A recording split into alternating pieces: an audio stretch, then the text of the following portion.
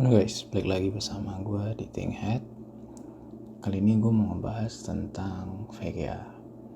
Lagi dan lagi, VGA semakin hari semakin turun harga. Inilah dimana kondisi yang ditunggu-tunggu untuk para gamers maupun editor. Yap, harga VGA semakin lama semakin turun. Kalau semakin turun, kita semakin bahagia. Tapi di balik kebahagiaan kita, para gamers maupun editor, banyak sekali orang-orang yang bersedih maupun patah hati karena banyak sekali orang-orang yang di luar sana yang bermain Bitcoin maupun miner dan juga para penimbun itu mereka berpikir ulang dan bagaimana caranya mereka mendapatkan keuntungan kembali atau mendapatkan uang mereka kembali. Oke, kita masuk dari si kubu merah. Si kubu merah ini yaitu AMD. Kali ini AMD Radeon RX 6500 XT dengan 4GB DDR6. Seingat saya, RX 6500 XT ini dulu barunya tembus hingga 5 jutaan untuk merek yang terkenal pas baru meluncur, dan itu sangat gila, di luar ekspektasi banget. Dan sekarang di tahun 2022 ini harga barunya semakin menggiurkan. Untuk harganya di bawah 3 juta rupiah. Apa nggak murah banget? Mereka yang menimbun dan menjual RX 6500 ini udah semakin gila harganya. Kita masuk ke dalam brand. Kali ini saya berikan dari brand Biostar.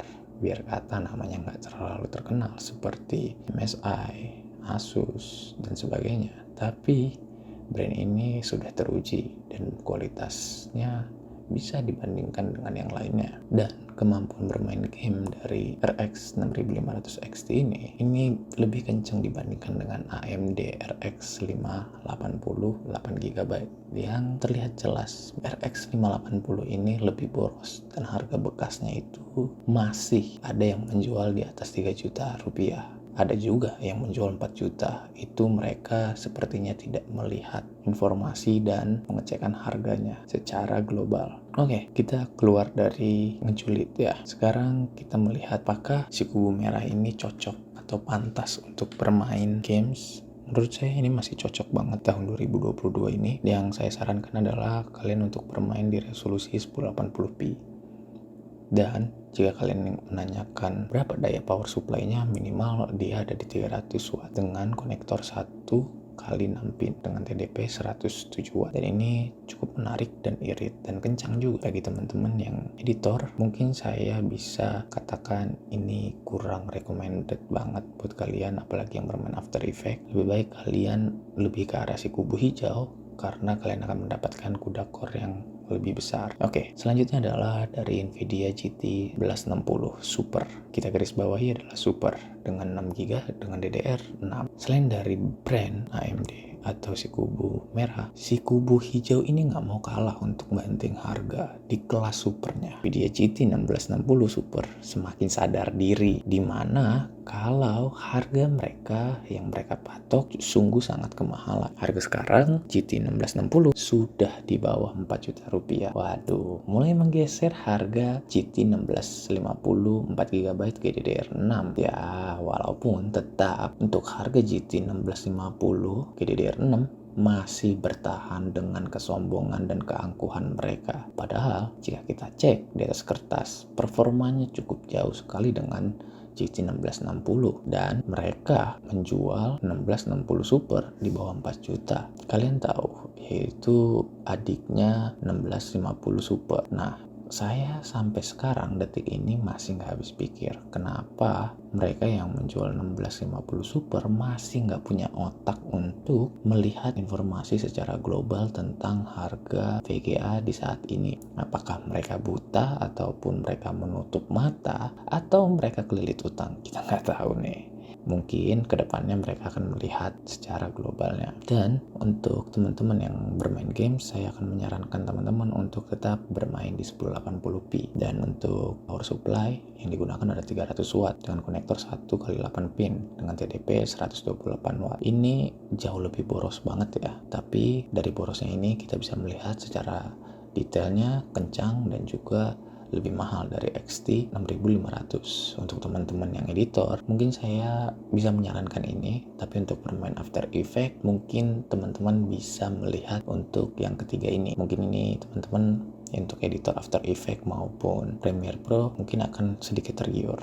Oke, kita masuk yang ketiga. Dari kubu hijau lagi, yaitu RTX 3050 8GB DDR6. Waduh, ini seri 3000-an nih. Nah, lagi-lagi nih, si kubu hijau menurunkan tahta dan harga dirinya lagi. Dan untuk teman-teman yang ngebeli RTX 3050 dengan harga yang nggak ngotak saat itu, mungkin teman-teman harus bersabar ya. Dan untuk teman-teman yang sabar, belum membeli VGA dengan harga gila dan di luar otak, saya sangat mengacungkan jempol. Waktu itu harganya di atas angka 5 jutaan lebih. Dan untuk kali ini 3050 ini bisa dibilang lebih kencang di atas dari GTX 1070, tapi masih di bawah dari GTX 1070 Ti, dan jelas bukan tandingan dari 1660 Super sekalipun. Untuk kebutuhan power supply-nya, 3050 ini ada di 300 watt dengan konektor 1x8 pin dengan tipe 130 watt. Ya mirip-mirip lah borosnya. Ya wajar sih, tapi lebih kencang. Dan saya juga nggak bakal lupa nih untuk rekomendasi untuk RTX 3050 ini, yaitu di 1080p.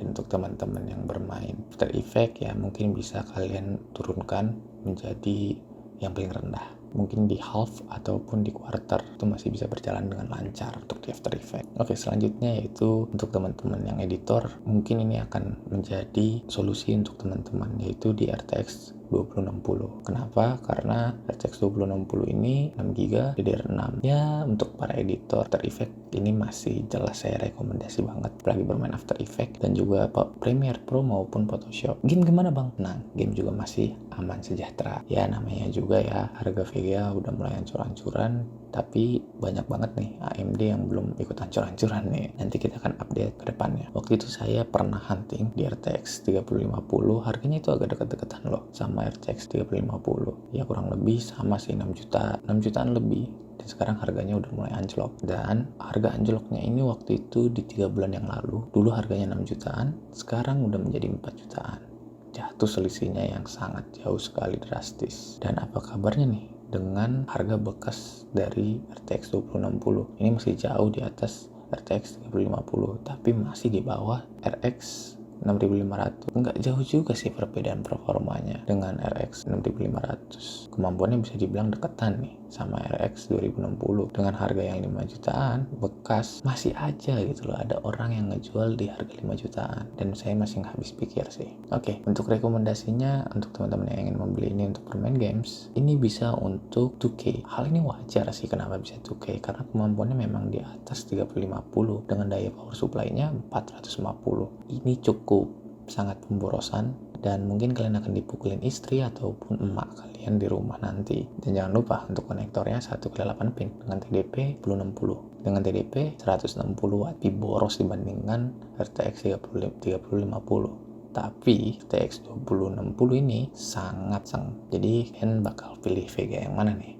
Apakah si kubu merah atau si kubu hijau? Mungkin segini aja untuk teman-teman informasi dari saya. VGA yang mungkin bisa dibilang cocok untuk para editor maupun gamers yang lagi pusing nih. Harganya masih banyak juga nih yang masih gila-gilaan di marketplace yang nggak ngotak, dan mereka yang masih menimbun banyak VGA. Oke, segitu dari saya. Thank you for watching and stay healthy.